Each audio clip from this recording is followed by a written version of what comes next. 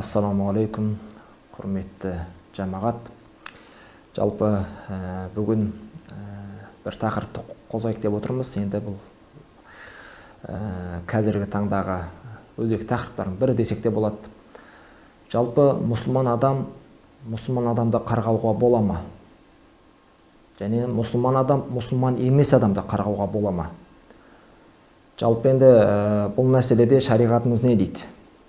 Жалпы өзі лағнет дейді. Лағана деген сөзден шыққан, өзі лағнет дегеніміз алыстату, қуылу деген мағынаны білдіреді екен. Яғни Алланың рахметінен, мейірімінен алыстату, қуғындалу деген мағынаны білдіреді.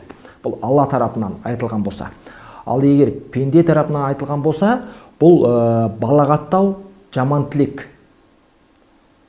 Ибн Хажадан рахимахулланың айтуы бойынша, жалпы бұл Алла тағаланың рахметінен алыстататын жаман тілек деп баға берген екен. Лағнет айту деген сөз. Жалпы өзі атының өзі жаман болып тұр өзі. Бір лағнет деген сөз Алла тарапынан айтуы бір мағына, пенде тарапынан айтуы бір мағына болып жатыр да. Енді жалпы бұған байланысты бұны айтуға бола ма, болмай ма дегенге дәлел келтірсек, Пайғамбар саллаллаху алейхи Абу Дардадан радиаллаху анху риуаят еткен хадисінде дейді, Пайғамбар саллаллаху айтады: егер пенде бір қарғыс айтатын болса дейді, ол қарғыс көкке көтеріледі дейді. Бірақ аспан есіктері жабылады дейді.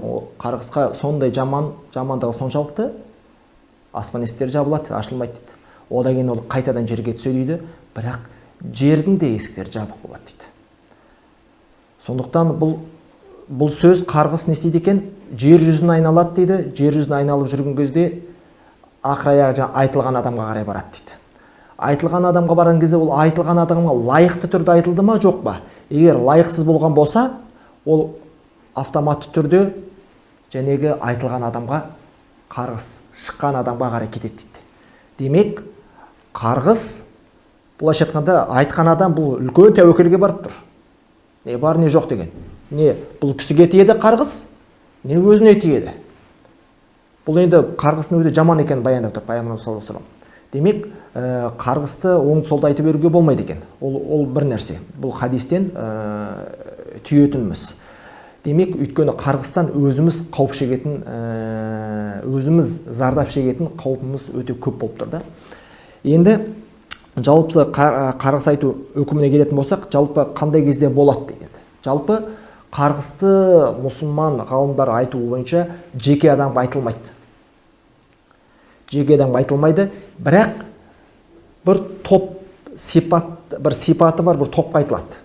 Мысалы, Алла Тағала Құранда айтады: "Аля лаънатуллахи аля залимин" дейді. Алланың лағнеті залымдарға тән дейді. Көпшілікке айтылып тұр, бірақ бір адамның атын атап, түсін түстеп айтылып тұрған жоқ. Көпшілікке айтылады. Мысалы, жемқорларға Алланың лағнеті болсын, ұрыларға Алланың лағнеті болсын, зинақорларға Алланың лағнеті болсын десе, ол айтуға болады. Ол жалпы жамандық істейтін, жамандық атаулығы айтылып тұр. Бірақ жеке адамға келіп лағнет болсын айтуға болмайды. Ғалымдар бір ауыздан оған тыйым салған. Оған Пайғамбар саллаллаху хадисінде де бұған өзі болмайтындығы айтылып тұр. Бірақ жеке адамдарға қандай кез айтуға болады? Егер Құрандағы келген жәнегі Әбу Ләһаб, Іблиске лағнет айтылды ғой Құранда, аты аталып, түсі түстеліп. Алла Тағала лағнет деген адамды ғана лағнет деуге болады. Болды. Санаулы ғана. Бірақ басқа адамды бұған қияс қылып, Құранда Алла Тағала Іблис деп, Әбу Ләһабты лағнет деген, мен сол секілді лағнеттеймін деп, Алла Тағаланың ролына кіруге болмайды ол жерде. Тек осы адамдарды лағнеттей аласыз, бірақ басқадан жеке адамдарға ғалымдар рұқсат берген жоқ. Болмайды деді. Және Пайғамбар саллаллаху тағы бір хадисінде келеді, не дейді? Мүмінді қарғау оны өлтіргенмен тең дейді. Қараңыз, бұл қандай сөз? Мүмінді, мұсылманды қарғау оны өлтіргенмен тең дейді. Қазір сіз бір мұсылманды өлтір десе өлтіресіз бе? Күнәһар болса да өлтірмейсіз, оңай нәрсе емес, үлкен күнә екенін білесіз. Қияметтегі азабы қиын екенін білесіз. Қарғау да дәл сол сияқты дейді. Және имам Науаи айтады, өйткені дейді, қылмыскер дейді, адам өлтіретін қылмыскер, ол адамның өмірінен ғана айырады дейді. Дүние тіршілігінен айыруы мүмкін дейді. Бірақ қарғайтын адам мұсылманның о дүниедегі нығметінен айырады дейді. Иә, шынымен де сіздің алдыңызда кінәлі болып қалған шығар.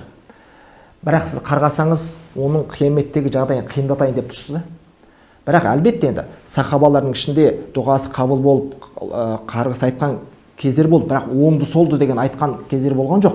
Шынымен де пайғамбар саллаллаху алейхи ва саллям айтады ғой, мазлумның дұғасынан сақтаңдар дейді. Мазлумның қарсы лағынетінен сақтаңдар дейді. Жалпы бір адам лағынет айту үшін басқа бір адам зұлымдық өтіп кеткен болса, әбден күн көрсеткен жоқ, өмірін, бала шағасын қырып тастады, мынасын өлтірді, оның не қайтары жоқ, оқпайды. Алла тағала өзіңе тапсырдым, жазасын өзің бер деп айтып жатса, ол басқа мәселе. Бірақ саған лағынет болсын, саған пәленше болсын, тұқымың құрысын, тағы басқа нәрселерді айтуға болмайды екен. Және тағы бір мәселе, мұсылман емес адамға қарғыс айтуға боламадың кезде ғалымдар оған да болмайды деді. Өйткені жалпы имам Науаи айтады, ақтық сәтінде қандай өліммен өлетіні белгісіз болған адамға қарғыс айтуға болмайды дейді. Қазір ол сіздің алдыңызда мұсылман емес, басқа дін өкілі шығар. Бірақ ол әлі өлген жоқ қой. Өлгенге дейін ол мұсылманшылықты қабылдап кететін шығар. Сол үшін айтты, имам Науаи не айтып жатыр? Өлгенге дейін ол қандай немен өлетіні белгісіз болған адамға сіз лағынет айтуға болмайды дейді. Өйткені мұсылман болып, сіздің бауырыңыз болып, сізбен дос болатын жақсы бір дүниеден кететін шығар.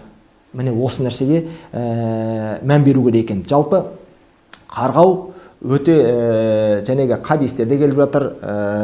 Бұл өте лас сөз деп айтсақ болады. Қазіргі таңда енді әлеуметтік желілерде болсын, қай жерде болсын, қарғыс айта салу оп-оңайға айналып кетті.